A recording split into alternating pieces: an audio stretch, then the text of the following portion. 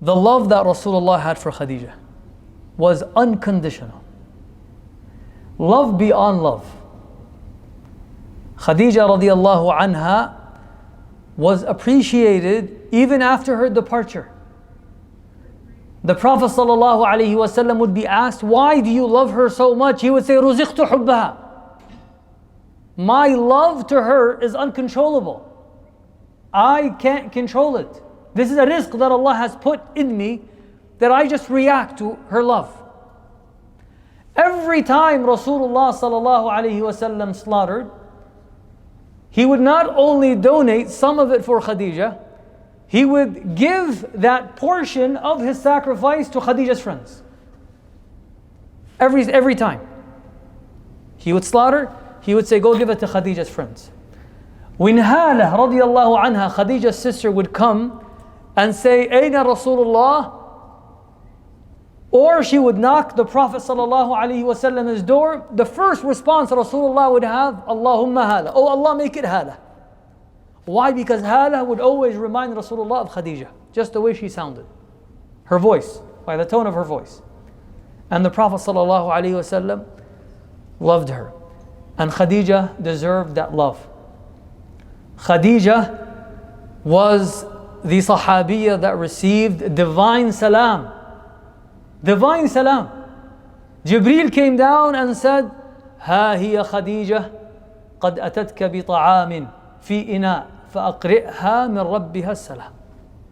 The Khadija is coming, subhanAllah, because Khadija later on lost everything. Everything. She died due to all her sacrifices. She had so much, ending up having nothing. And she was going and finding food to come and to give it to Rasulullah and the Sahaba. And Jibreel comes down and said, Khadija is coming, delivering food. Tell her that Allah is giving her salam.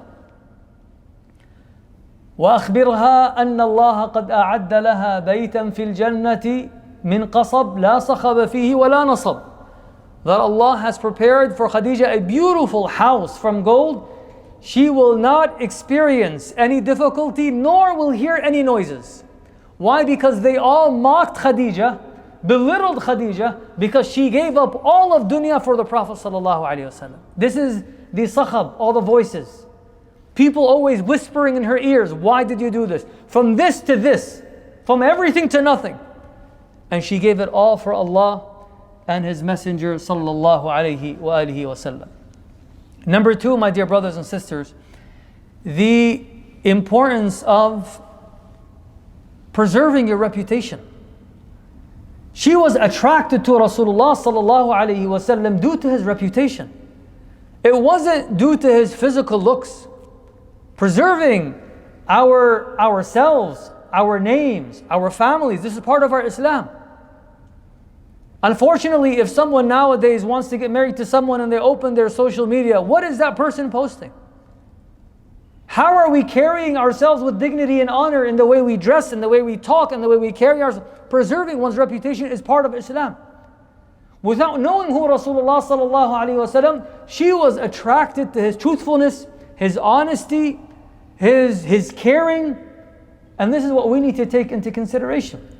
And people ask about us once we propose, and we need to try our best to make sure what people hear of us from others is something khair.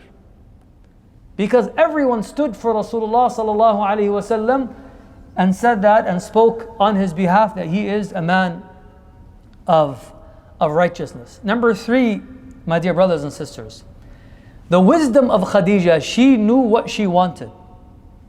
Unfortunately nowadays, when I deal with a lot of families, and especially our youth, they want to get married, but they don't know what they want. They don't know how to process their own thoughts of choosing the right person. And this is why planning for marriage happens very early on. You can say, I want to get my education and I'm not ready to get married. That's understandable. Khalas. And you think that you can hold on. But what are you looking for?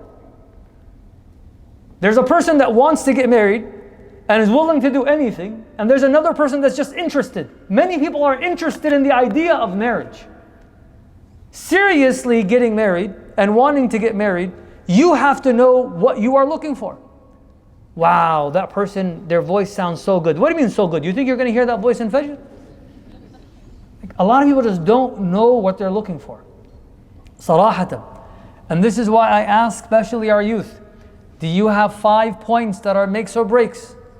They say, I was like, you're not ready for marriage. If you can't process your thoughts and know what you want, what are makes and breaks or breaks? That I'm willing to do anything for this marriage. These are the 5 points, not 100 points. Not, oh, that person has a beautiful smile. Or that person, it's just nonsense when you see what's happening with people today. And they begin to distract themselves with all the wants and neglect the needs. And then what happens in the marriage? Chaos.